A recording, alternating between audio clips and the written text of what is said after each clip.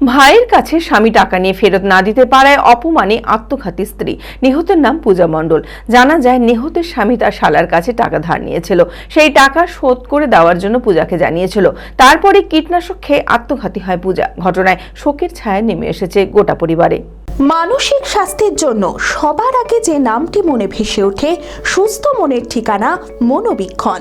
যোগাযোগ নাম্বার 7477799513। পূজা মণ্ডল নামের এক মহিলার নিহতের ঘটনায় শোকের ছায়া নেমেছে নিহতের পরিবারে। জানা যায় নিহতের স্বামী বেশ কিছুদিন আগে তার শালার কাছে টাকা ধার নিয়েছিল। সেই টাকা ফেরত দেওয়ার জন্য পূজাকে জানিয়েছিল তার ভাই। তারপরই কীটনাশক খেয়ে আত্মঘাতী হয় সে। ঘটনার পর পুলিশ এসে নিহতের দেহ উদ্ধার করে ময়না তদন্তের জন্য মুর্শিদাবাদ মেডিকেল কলেজে পাঠায়। শোকের ছায়া গোটা পরিবারে। ওইটা টাকাটা চাইছে জামাইয়ের কাছে। হ্যাঁ, বলছে ভগীরথকে বলিস টাকাটা দিতে। কত টাকা? ওই 90 না 70,000 টাকা। আমার তো টাকা আমি 30,000 টাকা আমি ছেড়ে দিয়েছি মা বলে। ছেলের টাকাটা খালি মেয়েকে বলেছিল টাকাটা দিতে বলিস, পূজা তাই বলেছে। আমার ছেলে গালেও দেয়নি, মারতেও যায়নি। মানে আপনার ছেলের কাছে জামাই ধার নিয়েছিল? হ্যাঁ হ্যাঁ সেই টাকাটা আপনার মেয়েকে শোধ করতে বলেছিল আপনার ছেলে, যে জামাইকে টাকাটা দিয়ে দিই।